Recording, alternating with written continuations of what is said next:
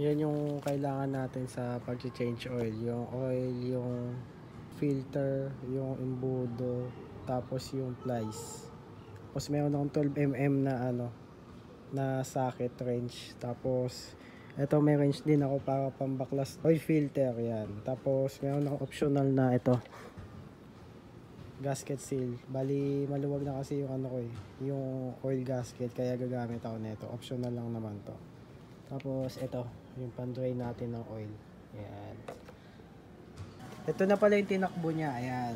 So ang tinakbo niya ay 15,945. So konti pa lang yung tinakbo kasi ang tinatakbo ko lang is yung bahay trabaho lang. Ang layo lang kasi ng bahay ko sa trabaho ko is mga 2 kilometers lang, kaya ganyan lang siya kababa. So yeah, papalitan na natin siya kasi almost 5 months na, baka kulay putik na yung langis ko. So dito naman ituturo ko kung saan yung pwesto nyo pag babaklas kayo ng drain plug. Do dito may ako nakikita na video na nalo-lost thread sila kasi mali sila ng pihit ng drain plug. Ayun, so dito tayo po pwesto sa may right side dito.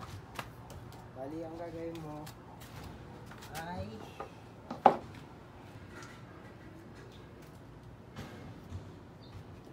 push.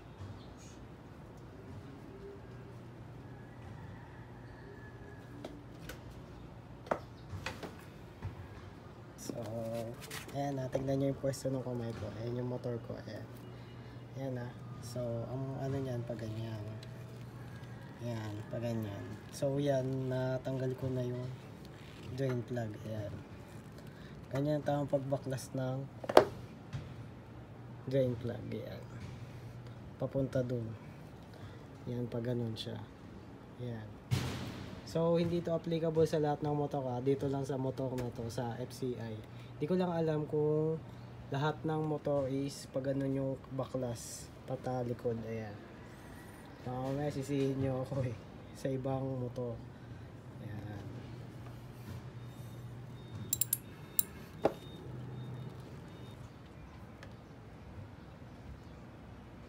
So ayan itsura nya. 5 months. Ayan. So yung nyo pala, drain plug nyo may washer yan. Ayan. Baka minsan nyo kasi dumidikit yan dun sa sa ilalim.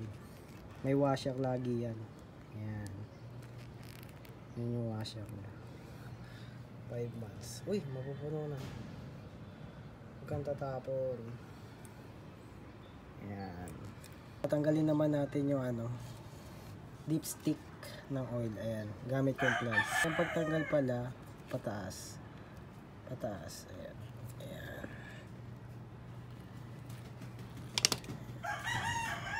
Ganyan ang pagtanggal niyan.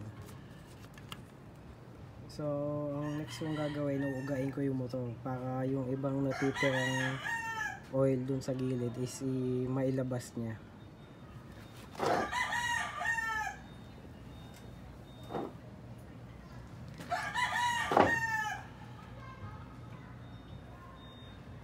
So, yan yung natitira niyang oil. Medyo madami pa. Tapos, ito naman yung oil filter. Tatanggalin natin gamit to. Ayan. Bali, siya, 8mm na wrench. So, ang pagtanggal pala nito ay counterclockwise. Itong oil gasket. Ayan. Tingnan mo ayan. Tanggal na siya. Counterclockwise ang pagtanggal. Ayan. So, ito medyo mahirap tanggalin kasi nakaharang tong engine cover. Ayan. So, ganun ang pagtanggal niya. Counterclockwise. Pati dun sa dalawa. Okay? Ganun siya. So, yan pala. Yung oil filter ko. Mayroong mahabang tornilyo yan. Which is dito nakalagay. Ito napansin nyo, sinira ko yung yung engine cover ko kasi sobrang nahahasela na ako diyan. Hindi ko matanggal tong buong oil filter ko dahil dito. Kaya yan, sinira ko muna siya. Tapos ang gagawin ko diyan, ayusin ko na lang mamaya. ipipintukan ko yan mamaya. So ito, yan o, may tornilyo siya na mahaba. Ayan, ayun yung dalawa. Yung dalawa dito, ayan, yung isa dito. Tapos itong mahaba na to, itong mahaba na yan, dito lang yan.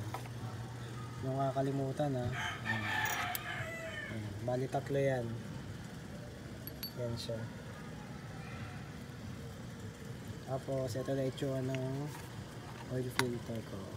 Ayan. Ayan. Yung gasket na iwan, ayan, nakadikit. So yung nakikita nyo na yan, oil gasket yan, yung mga puti-puti na yan, oil gasket yan. Ayan, may oil filter ko. 5 months, ayan, dumikit siya.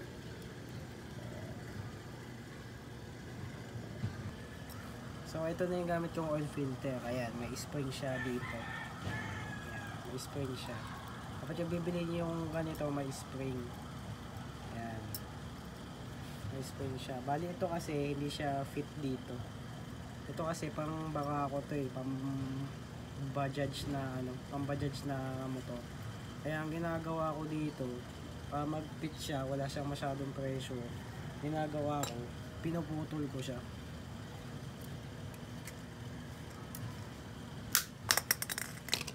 So, yan, putol na siya. Ayan. Ito yung kaputol niya. Ito yung kaputol niya. Tapos ito, pinutol ko na siya. Para mag-fit siya dito. Ayan. Para mag-fit siya dito. Ayan. Ayan. Kasi, yung pag bumili kayo ng oil filter ng FCI, is dapat fit siya. Wala siyang masyadong pressure. Hindi mo siya itutulak.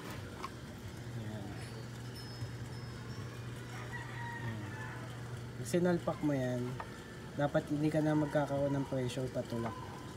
Dapat diretso tornilyo ka na. Ayan. So yan, nalagay ko na yung oil filter. Bali, ilalagay ko naman tong drain plug. Ang paghihigpit ng drain plug, pag ganun pag ganun. Ayan motor ko. Ayan, pa clockwise. Ganyan. Ayan na, papunta dun. Papunta dun papunta dun. Ang paghihigpit. Tapos pag naghigpit kayo, huwag naman sobrang higpit. Yung sakto lang. So, yun, okay na yun. Kasi pag sinobra nyo higpitan, malulost thread naman kayo. So, bali, mainit sa Pilipinas. Ang gamit ko ay ito. Yung 20 by 50. Yan. Mainit kasi sa Pilipinas kaya ganyan yung ginagamit kong viscosity ng oil ko. 20 by 50. Hindi ko alam kasi yung tamang pagbanggit, basta yan. Yun yung ginagamit ko. So, yun, lagay na natin siya.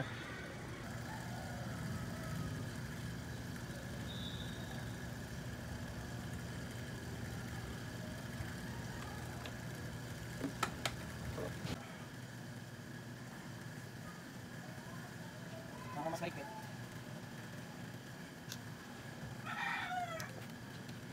So, yan, tapos na siya. Yan. So, yun lang yung tamang pag-change oil.